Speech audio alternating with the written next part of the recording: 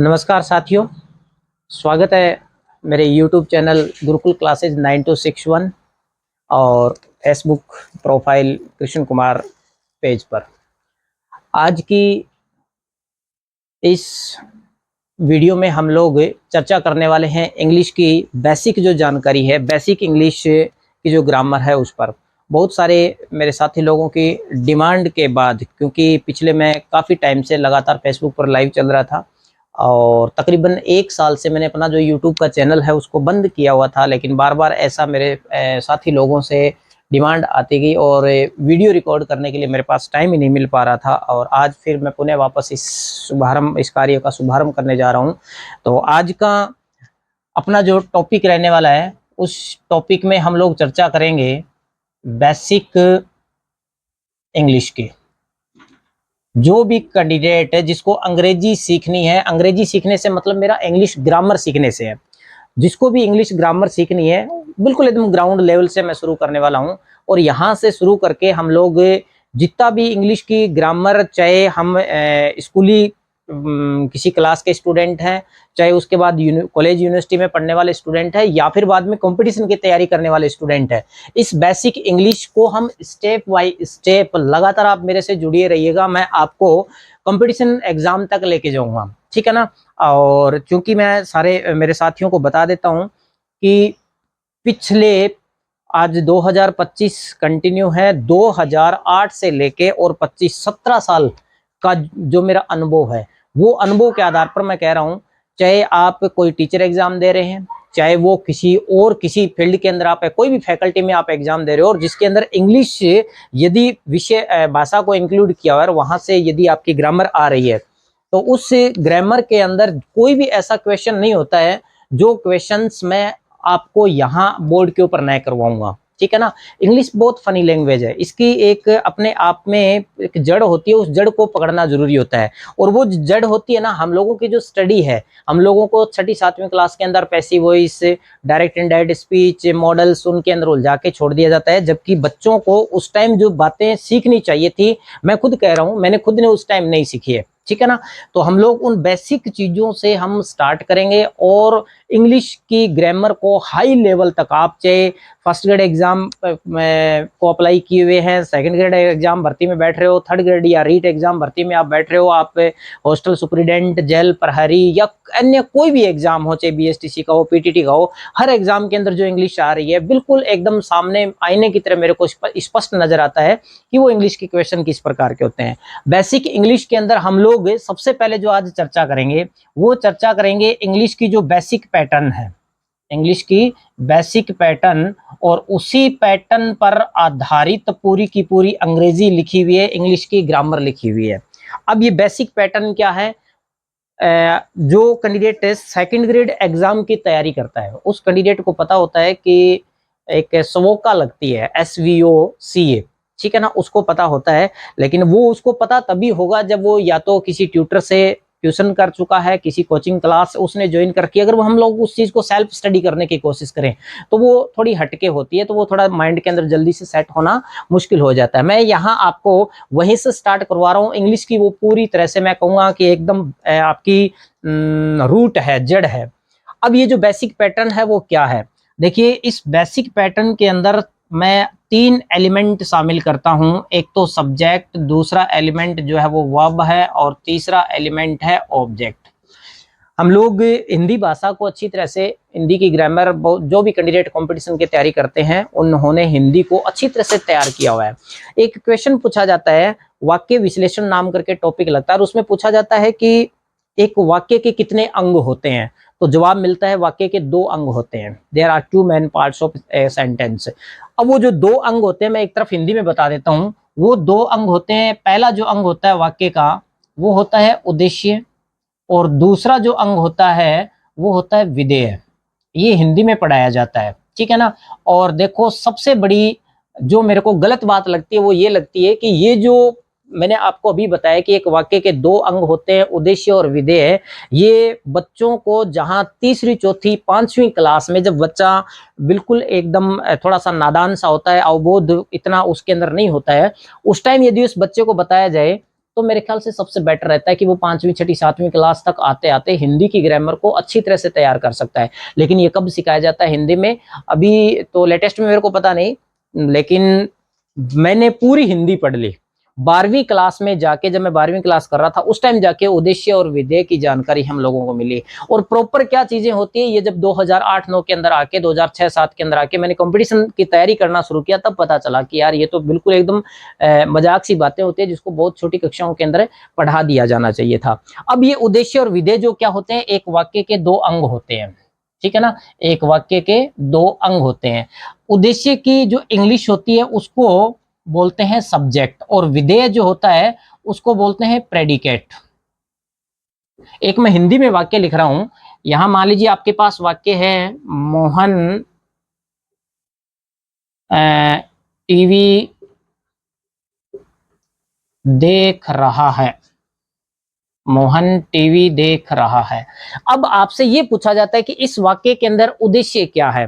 English में तो आसान हो गया, अगर पूछ लिया जाए कि इस वाक्य में सब्जेक्ट क्या है तो अपने को स्पष्ट पता है कि जो भी वाक्य के अंदर क्रिया हो रही है उस क्रिया को करने वाला सब्जेक्ट होगा।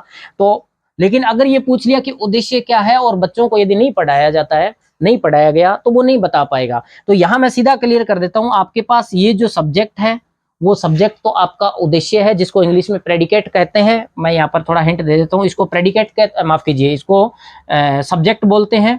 और आपके ये जो विधेय की बात आती है, प्रेडिकेट की बात आती है, प्रेडिकेट मुख्य रूप से तो वर्ब ही होती है, लेकिन इसके साथ में जो आपके पास ऑब्जेक्ट है, ये दोनों जो एलिमेंट है, इन दोनों एलिमेंट को जोड़ दीजिए, आपका प्रेडिकेट बन जाएगा। हिंदी वाले वाक्य में देखा जाए तो सब्जेक्ट को हटा के और बाकी आपके पास एक ऑब्जेक्ट बचा है और वर्ब बची है, ये वाला जो भाग है वो आपका विधेय होता है, जिसको हम प्रेडिकेट बोलते हैं, ठीक है ना। आपके वाक्य के अंदर, इंग्लिश वाक्य की जो मैंने बेसिक पैटर्न बताई है, उस पैटर्न के अंदर एक सब्जेक्ट है, एक वर्ब है और एक ऑब्जेक्ट है, ठीक है ना। अब ये जो सब्जेक्ट है वो तो आपका उद्देश्य हो गया, और ये जो वर्ब और ऑब्जेक्ट है, इन दोनों को आप मिला दीजिए, ये आपका विधेय बन जाएगा, ठीक है ना। अब जरूरी नहीं होता कि हर सेंटेंस में ऑब्जेक्ट हो, क्योंकि बहुत सारी ऐसी वर्ब्स होती है जो कि अपने ऑब्जेक्ट की अगर हम बात करें, इसकी वर्ब की बात करें, तो जैसे हिंदी में कहा जाता है एक सकर्मक क्रिया होती है, एक अकर्मक क्रिया होती है, ट्रांजिटिव वर्ब और इंट्रांजिटिव वर्ब। तो जो वर्ब इंट्रांजिटिव होती है उसके आगे ऑब्जेक्ट नहीं होता, तो केवल वो जो वर्ब होगी वो वर्ब ही प्रेडिकेट कहलाएगी, ठीक है ना। अब बात आती है कि एक वाक्य के अंग 2 होते हैं, और मैं यहां पर नया आपको इन्वेंशन दे देता हूं कि एक वाक्य में यदि हम एलिमेंट की बात करें, एक वाक्य के अंदर तत्वों की बात करें, तो कुल 3 तत्व होते हैं, सब्जेक्ट, वर्ब और ऑब्जेक्ट। और पूरी की पूरी इंग्लिश की ग्रामर और इंग्लिश जो लैंग्वेज है वो इन 3 एलिमेंट्स पर ही आधारित है। जिन्होंने इन 3 एलिमेंट को अच्छी तरह से तैयार कर लिया, उसकी इंग्लिश ग्रामर कभी भी कमजोर नहीं रहने वाली है। हम डिस्कशन करने जा रहे हैं इन तीनों एलिमेंट्स को अलग अलग, और जैसा कि मैंने शुरुआत में आपको बताया कि 1 साल के बाद मैं यूट्यूब पर वापस वीडियो आपके लिए अपलोड कर रहा हूं, तो मेरा आप लोगों से थोड़ा सा ये रहेगा, विनम्र अनुरोध रहेगा कि जितने भी साथी मेरे जुड़े हुए हैं, सब्सक्राइबर हैं, आप लोग आए दिन वीडियो को देखिएगा, उसको लाइक कीजिएगा, कमेंट कीजिएगा कि वीडियो के अंदर, चूंकि कई बार क्या होता है कि क्वालिटी की प्रॉब्लम आ जाती है, आवाज़ की प्रॉब्लम आ जाती है, और वीडियो को आप शेयर कीजिए। और अगर आपने चैनल को सब्सक्राइब नहीं कर रखा है तो चैनल को निश्चित रूप से आप सब्सक्राइब कीजिएगा, ताकि उससे मेरे को क्या है कि मोटिवेशन मिलता रहे। अब वो जो तीनों बेसिक आपके तत्व है, उन बेसिक तत्वों पर मैं चर्चा कर रहा हूं, और वो तीनों बेसिक तत्व आपके हैं सब्जेक्ट, वर्ब और ऑब्जेक्ट। इन पर हम लोग, तो मैं आपको बता रहा था कि आपके जो एलिमेंट है वो तीनों ये एलिमेंट है, सब्जेक्ट, वर्ब और ऑब्जेक्ट, ठीक है ना। सीधी भाषा में पहले तो मैं आपको सिंपली बता देता हूँ, ग्रामर में जितना, क्योंकि जिस व्यक्ति के पास है ना, आप कहीं पर भी ट्यूशन कर रहे हैं, कोचिंग कर रहे हैं, वहां जिस व्यक्ति के पास ज्यादा ज्ञान होगा वो आपको अपने ज्ञान में उलझाने की कोशिश करेगा, उन चीजों को थोड़ी सी ज्यादा वो टफ बनाने की कोशिश करेगा। अपने को टफ नहीं बनाना है। इंग्लिश के कितना भी जटिल से जटिल क्वेश्चन क्यों नहीं आ जाए, प्रश्न पढ़ते ही नीचे चारों ऑप्शन को देखते ही या फिर चारों ऑप्शन को देखते ही आपके दिमाग में ये आ जाना चाहिए कि इसका पर्सन क्या पूछा हुआ है। और ऐसा आप कब कर सकते हैं, जब इंग्लिश को इजी करके आप पढ़ते हैं, ठीक है ना। तो हम लोग यहाँ सबसे पहले इस वाले एलिमेंट पर चर्चा करेंगे, सब्जेक्ट पर। कोई भी कैंडिडेट हो, आप कंपटीशन की तैयारी कर रहे हैं, आपके काम की चीज है। आप छठी, सातवीं, आठवीं, नौवीं, 10वीं, 11वीं, 12वीं क्लास के स्टूडेंट है, आपके काम की बात है ये, ठीक है ना। सबसे पहले मैं इस सब्जेक्ट एलिमेंट की चर्चा करता हूं। साधारणतः हमें कहा जाता है, अगर मैं क्वेश्चन करूं आपके सामने कि सब्जेक्ट किसे कहते हैं, तो अपने को पता है कि कोई भी बता देगा कि सब्जेक्ट काम को करने वाला सब्जेक्ट होता है, ठीक है ना। और बच्चों को सिखाया जाता है, अगर ये पूछ लिया जाए कि वाक्य के अंदर सब्जेक्ट कहाँ होता है, तो उनको रटा दिया जाता है कि वाक्य की शुरुआत में सब्जेक्ट होता है। देखिए, आपने रटाया सही है, मैं भी ये कह रहा हूं कि वाक्य की शुरुआत में होता है, लेकिन अब इस चीज का आपको ध्यान रखना है कि वाक्य के स्टार्ट में जो भी सब्जेक्ट होगा, वो सब्जेक्ट केवल दो, मैं आपको पार्ट ऑफ स्पीच बता रहा हूं, उन्हीं में से कोई एक शब्द होना चाहिए। अदरवाइज कई बार क्या होता है कि शुरुआत में ऐसे शब्द डाल देते हैं, छोटे बच्चों के साथ ऐसा हो जाता है। मैंने शुरुआत में एक मान लो हिंदी में वाक्य बोल दिया कि पिछले साल मैं जयपुर गया, और मैंने बच्चों से पूछ लिया कि इसमें सब्जेक्ट कौन है, तो बच्चों ने तपाक उत्तर दिया, क्योंकि उनको रटाया गया कि सबसे पहले सब्जेक्ट होता है, तो वो बोलेंगे पिछले साल। जबकि अब अपने को बताना पड़ेगा उस चीज को, क्योंकि पिछले साल यहाँ पर नॉट ए सब्जेक्ट। तो अब अपने क्या चीज ध्यान में रखनी है, जब भी सब्जेक्ट की बात आती है, सब्जेक्ट केवल हो सकता है कि आपके लिए ये चीज नई होगी, पार्ट ऑफ स्पीच की बात कर रहा हूं मैं, इस पर भी हम चर्चा करेंगे एक बार। पार्ट ऑफ स्पीच थोड़ा सा अलग विषय है, इसलिए मैं उस वहां पर आपको बाद में लेके जा रहा हूं, ठीक है ना। तो आप इतना ही देखो कि आपके वाक्य में जो भी सब्जेक्ट होगा, वो सब्जेक्ट या तो नाउन होगी और या फिर प्रोनाउन होगी। वाक्य में सब्जेक्ट कौन होता है, या तो नाउन होगी या प्रोनाउन होगा, और तीसरा कोई भी पार्ट ऑफ स्पीच नहीं है। अब अगर वो कोई पार्ट ऑफ स्पीच है, तो उसको एज ए नाउन या एज ए प्रोनाउन, प्रोनाउन तो यूज होगा ही नहीं, एज ए नाउन ही उसको यूज किया हुआ मिल सकता है, ठीक है ना। बाकी आपको ध्यान में ये रखना है, रट लीजिए इस माइंड में अपने इस बात को कि सब्जेक्ट होगा तो या तो वो नाउन होगी या फिर वो प्रोनाउन होगी, ठीक है ना। अब ये नाउन क्या है सर जी, तो नाउन के बारे में हम सब जानते हैं, नाउन को हिंदी में क्या बोला जाता है, संज्ञा। किसे कहते हैं संज्ञा। तीसरी क्लास से, अब तो बहुत एडवांस एजुकेशन हो गई है, बचपन से ही बच्चे को, 3 साल के बच्चे को मशीन बनाया जा रहा है। अगर मैं मेरी बात करूं, जिस टाइम 90 के लमसम 1990 के लमसम, जब हम लोग तीसरी, चौथी, पांचवी, छठी क्लास में पढ़ते थे, उस टाइम तीसरी क्लास से ये बात शुरू हो जाती थी, या हिंदी में ग्रामर में ये परिभाषा पूछ ली जाती थी कि संज्ञा किसे कहते हैं, ठीक है ना। तो संज्ञा का सबको पता है, संज्ञा किसी व्यक्ति, वस्तु, स्थान, जानवर आदि के नाम को या गुण, भाव, दोष बोध करवाने वाले जो शब्द होते हैं, उनके नाम को संज्ञा कहा जाता है, ठीक है ना। आपको क्या ध्यान रखना है, संज्ञा में सीधी सी परिभाषा याद रखिए, आपकी आंखें जिन चीजों को, आपके आसपास के सराउंडिंग में, आपके आसपास के वातावरण में जिन चीजों को आपकी आंखें देख रही है, वो सारी संज्ञा है, वो सारी की सारी संज्ञा है। आइए बात समझ में। अब ये जो आपके आसपास जितनी भी सारी संज्ञा है, क्या वो सारे सब्जेक्ट हो सकते हैं, तो वो भी मैं आपको बता देता हूं कि आपको जितनी भी आसपास में चीजें दिखाई दे रही है, वो सारे सब्जेक्ट हो सकते हैं, चाहे, क्योंकि आपका जो वाक्य है वो किसी भी तरह से वाक्य आ सकता है। मोहन खाना पका रहा है, इसमें आपको पता है मोहन काम कर रहा है। अब आप कहीं सोच रहे हैं कि सर क्या काम करने वाला ही पूरा का पूरा सब्जेक्ट होगा, कई बार सीधा वाक्य आ जाता है कि शर्ट लाल है, शर्ट इज रेड, तो अब इसके अंदर सब्जेक्ट कौन है, शर्ट है, काम तो कुछ हो नहीं रहा, लेकिन वाक्य में सब्जेक्ट कौन शो हो रहा है, वो शर्ट हो रहा है आपके आसपास में। अब चलिए वो भी गहरी बात पर हम बाद में चर्चा करेंगे कि वो सब्जेक्ट कैसे बना। अपने इतना देख लीजिए कि हमने परिभाषा पढ़ी है कि किसी भी काम को करने वाला संज्ञा कहलाता है, माफ कीजिए सब्जेक्ट कहलाता है। कोई भी काम को करने वाला होगा वो सब्जेक्ट कहलाएगा। अब काम को करने वाला या तो कोई व्यक्ति होता है, या तो कोई व्यक्ति होता है जिसको इंग्लिश में क्या कहते हैं, पर्सन, और या फिर काम को करने वाला कोई जानवर होगा, ठीक है। अब मैं आपको बता देता हूं कि जानवर का नाम आ गया, वो इसको पर्सन में तो नहीं लेंगे, लेकिन जानवर का नाम आ गया तो भी वो क्या है, संज्ञा है, ठीक है।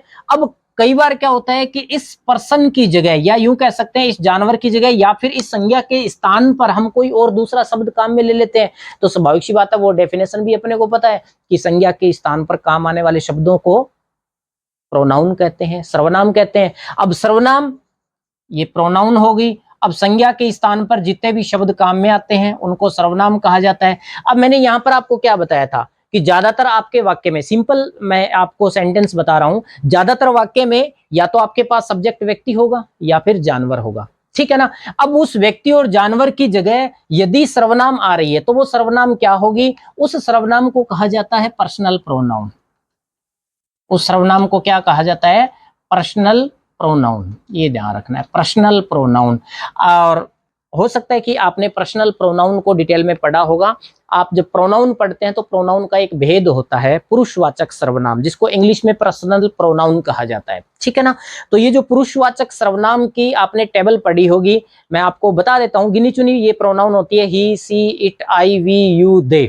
He, she, it, I, we, you, they, ठीक है ना। ये आपको रटना है। अब इनके आपको जो मैंने आपको बताया है, एक तो ही, एक सी, एक इट, एक आई, एक वी, यू और दे, ये होती है पर्सनल प्रोनाउन। ये आपके वाक्य में किस रूप में काम में आएगी, सब्जेक्ट के रूप में काम में आएगी, ठीक है ना। इन आपने जो 7 पर्सनल प्रोनाउन लिखी है, इन सातों में एक प्रोनाउन ऐसी है जो पर्सनल नहीं है, क्योंकि यहां पर मैंने व्यक्ति या पर्सन के आगे ऑब्लिक लगा के जानवर लिख रखा है, और जानवर अपने को पता है कि वो पर्सन नहीं होता है, वो पर्सन नहीं होता है, तो इसका मतलब है इन सातों में से देखिए, ही जो है वो अपने को पता है पुल्लिंग नाउन की जगह यूज होता है, सी स्त्रीलिंग नाउन की जगह यूज होता है, आई स्वयं के लिए, वी हम सब के लिए, यू आप या तुम के लिए, और दे वे या वे सब के लिए या उन्होंने के लिए यूज होता है। अब बच गया आपके पास इट। इट जो प्रोनाउन है वो किसकी जगह काम में आती है, वो जानवर की जगह काम में आ रही है। तो जानवर की जगह काम में आ रही है तो ये पर्सन तो है नहीं, इसलिए इस पर्सनल प्रोनाउन की सीरीज में एक प्रोनाउन ऐसी है जो इम्पर्सनल है, और ये सन 2010 के अंदर सेकंड ग्रेड एग्जाम के अंदर प्रश्न पूछा हुआ है इंग्लिश के पेपर में, ठीक है ना। नीचे 4 ऑप्शन में से कि इनमें से कौन सी प्रोनाउन इम्पर्सनल प्रोनाउन है, और वहां उत्तर कौन सा सही हुआ था, इट सही हुआ था, ठीक है ना। तो ये हालांकि अब ये जो हमने 7 लिखे वो सातों के सातों किस के रूप में काम में आएगी, सब्जेक्ट के रूप में काम में आएगी। बात वापस बता देता हूं, आपके वाक्य का जो बेसिक पैटर्न है, उस बेसिक पैटर्न में 3 एलिमेंट मैंने आपको बताए। सबसे पहला सब्जेक्ट एलिमेंट है, और इस सब्जेक्ट एलिमेंट पर ही मैं आप चर्चा कर रहा हूं कि वाक्य में सब्जेक्ट कौन होता है, सब्जेक्ट किसे कहते हैं। तो हिंदी में सब्जेक्ट जो होता है वो काम को करने वाला होता है, और वाक्य में कौन होगा वो या तो नाउन होगी या फिर वो प्रोनाउन होगी। अब वो नाउन या प्रोनाउन जो भी है वो सब्जेक्ट, वो वाक्य के अंदर जो भी क्रिया हो रही है, जो भी एक्शन हो रहा है, उसको करने का काम कर रहा है। आइए बात समझ में। अब ये जो नाउन है, प्रोनाउन है, यहीं पर ही अपने को इनके बारे में 3-4 मोटी मोटी बातें आपको ध्यान में रखनी है। मैं इसको थोड़ा सा क्लियर करता हूं। ये जो आपकी नाउन और प्रोनाउन आपका जो सब्जेक्ट बना हुआ है, इसमें आपको क्या ध्यान रखना है, और ये छोटी छोटी बातें बाद में कंपटीशन एग्जाम में जाके हम 6ठी 7वीं 8वीं क्लास में बच्चों को नहीं बताते हैं, बाद में जाके पढ़ते हैं कि यार इन चीजों को सिखाया जा रहा है। जैसे हिंदी में, हिंदी की जो वर्णमाला है ना, जब कंपटीशन की तैयारी करते हैं तो उसको पूरी तरह से कि हिंदी वर्णमाला के अंदर कुल कितने लेटर्स होते हैं या वर्ण होते हैं, ये बाद में कौन से उत्सिप्त होते हैं, कौन से सघोष, कौन से अघोष, तो ये वहां जाके पढ़ाया जा रहा है। तो उनको यदि 6ठी 7वीं क्लास में पढ़ा दिया जाता है तो, लेकिन शिक्षा पद्धति जो है वो थोड़ी अलग टाइप की है, मैं उसको हमेशा पॉल्यूटेड कहता हूँ, दूषित प्रणाली है वो। चलिए, हम लोगों को जैसे 2 आपके पास शब्द निकल के आए थे, एक तो नाउन और दूसरा जो शब्द निकल के आया था वो था प्रोनाउन, और ये दोनों क्या होते हैं आपके वाक्य में, सब्जेक्ट के रूप में काम। अब ये नहीं कि सर ये वाक्य में और कहीं काम नहीं आएंगे, नहीं, कहीं पर काम आएंगे, लेकिन वाक्य में यदि सब्जेक्ट आप पहचान कर रहे हो तो वाक्य के शुरुआत में जाइए और वहां पर उस शब्द को देखिए जो नाउन या प्रोनाउन है और वाक्य के अंदर होने वाले काम को वो कर रहा है। अब इस नाउन और प्रोनाउन की आगे एक्सटेंशन जो मैं आपको समझा रहा हूं वो क्या ध्यान में रखनी है, इन दोनों का आपको एक तो पता होना चाहिए जेंडर, इन दोनों का एक तो आपको क्या पता होना चाहिए, जेंडर, और एक आपको इसका पता, इन दोनों का पता होना चाहिए नंबर।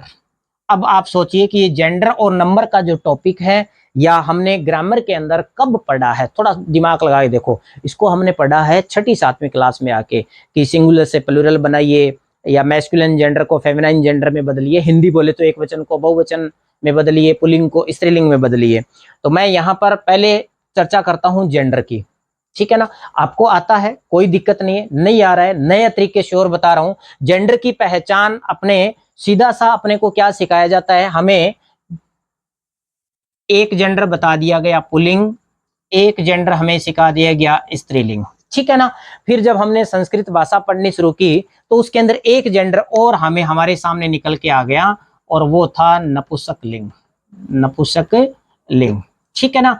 अब यहां आने के बाद देखिए राजस्थान सरकार के अंदर, पिछली सरकार की बात कर रहा हूं मैं, एक छठी क्लास से एक नया पैटर्न शुरू किया था, छठी नहीं शायद तीसरी क्लास से, RKSMB के, और अभी उसका नाम है चेंज करके MSRA इस तरह से कोई नाम कर दिया, लेकिन वही पद है। उसमें बोर्ड की तरह पेपर लिया जाता है from 3rd to 8th class बच्चों का। उस पेपर को उठा के आप पढ़ना शुरू कीजिए। मैं दावे के साथ कह रहा हूं, आपकी इंग्लिश आपने 12वीं तक पढ़ी है, उसके बाद आपने इंग्लिश को पढ़ा नहीं है, आप उस पेपर को उठा के देखोगे ना तो आप सोचोगे यार कि यार ये पेपर तीसरी क्लास के लिए बनाया है, ये छठी क्लास के लिए बनाया है। उसमें इन प्रश्नों को पूछा जाता है, और मैंने फर्स्ट टाइम 5वीं या छठी क्लास के या 7वीं क्लास के पेपर में ये जो जेंडर वाला क्वेश्चन उनके द्वारा जो पूछा गया था, वहां से मैंने ये नई चीज सीखी कि यार अपने को बच्चों को क्लास के अंदर यहां तक ही सीमित नहीं रखना है कि कौन सा मैस्कुलिन जेंडर है, कौन सा फेमिनाइन जेंडर है, कौन सा मेल, कौन सा फीमेल है, या फिर नपुंसक लिंग संस्कृत में बता दिए, नहीं, एक जेंडर आपको और ध्यान में रखना है। पढ़ा हुआ ऐसा नहीं है कि आपका वो पढ़ा हुआ नहीं है, उसको इंग्लिश में हिंदी में बोलते हैं उभयलिंग। क्या बोलते हैं? उभयलिंग। अब ये जो चारों जेंडर है, ये चारों जेंडर हमें किस पता करना है? नाउन का, ठीक है ना। आपके पास में कोई भी नाउन लिखी हुई है, उस नाउन के इन चारों जेंडर्स का पता करना है, ठीक है ना, कि ये नाउन का जेंडर कौन सा है। देखिए सबसे पहले मैं यहां मैंने लिखा है पुल्लिंग, जिसको इंग्लिश में बोलते हैं मैस्कुलिन जेंडर। कौन सा होता है? सबको पता है, जिस नाउन से पुरुष होने का या पुरुष जाति का बोध होता है वो मैस्कुलिन जेंडर होगा, सबको पता है, ठीक है ना। राम, श्याम, मोहन, कुत्ता, घोड़ा, ऊंट, ये सारे मैस्कुलिन जेंडर है, ठीक है। इसके बाद दूसरा जो आपका जेंडर है वो है स्त्रीलिंग, और स्त्रीलिंग को इंग्लिश में कहा जाता है फेमिनाइन जेंडर। अब ये जो फेमिनाइन जेंडर है वो कौन सा होता है? जिस नाउन से या किसी भी शब्द से आपको स्त्री जाति का बोध हो रहा हो वो स्त्रीलिंग है। लाइक सीता, गीता, घोड़ी, ऊंटनी, कुतिया, ये सारे के सारे क्या है? स्त्रीलिंग है, ठीक है। अब इसके बाद में जो तीसरा हमने पढ़ा नपुंसक लिंग।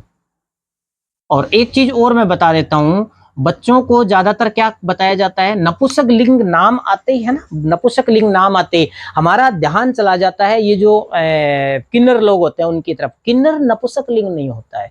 किन्नर जो होता है ना वो एक 3rd जेंडर होता है, ठीक है ना। उसका हम ये नहीं कह सकते क्योंकि किन्नरों के अंदर भी मेल फीमेल होते हैं, तो वो नपुंसक लिंग नहीं होता है। नपुंसक लिंग का मतलब होता है, इंग्लिश बता देता हूं पहले तो, नपुंसक लिंग होता है न्यूट्रल जेंडर।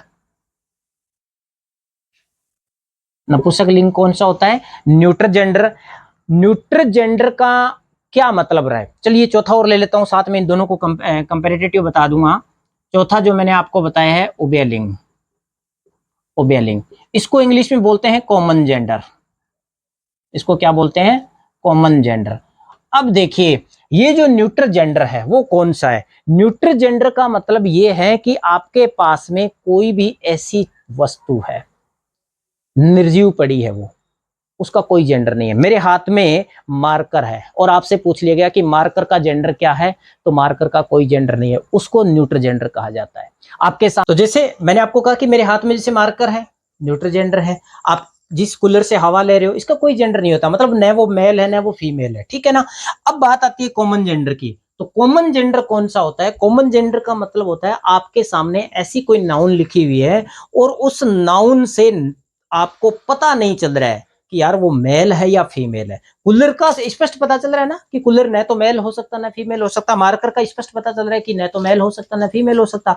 लेकिन कुछ नाउन आपके सामने ऐसी होगी कि आपको पता नहीं चलेगा कि यार ये मेल है फीमेल है। जैसे मैं यहाँ पर शब्द लिख देता हूं, मैंने यहाँ पर शब्द लिखा है चाइल्ड, चाइल्ड। अब आप देखो चाइल्ड जो है क्या है? चाइल्ड का मतलब बच्चा होता है, और बच्चा, अब सीधी सी बात है चाइल्ड का मतलब बच्ची भी होता है। और बच्चे का क्या निर्धारित नहीं कर पा रहे हम लोग कि यार वो मेल है कि फीमेल है, ठीक है ना। हमने यहाँ पर शब्द लिख दिया टीचर। अब बताओ टीचर का क्या जेंडर बनाओगे आप, टीचर का क्या जेंडर बनाओगे। तो टीचर मेल भी होता है फीमेल भी होता है, डॉक्टर मेल भी होता है फीमेल भी होता है, इंजीनियर मेल भी होता है फीमेल भी होता है, प्रिंसिपल मेल भी होता है और फीमेल भी होता है। तो ये जो आपके जेंडर है वो कौन सी जेंडर की श्रेणी में आएंगे, कॉमन जेंडर की श्रेणी में आएंगे। और थोड़ी सी के इलेक्ट्रिसिटी जाने की वजह से प्रॉब्लम आई, थोड़ा लास्ट में वीडियो में भी प्रॉब्लम आ गई है, ठीक है। तो आज के लिए इतना ही, मिलूंगा मैं कल के वीडियो में, और इसी बेसिक पैटर्न को हम लोग आगे लेके चलेंगे बहुत इंटरेस्टिंग बातों के साथ। मिलते हैं, तब तक के लिए नमस्कार।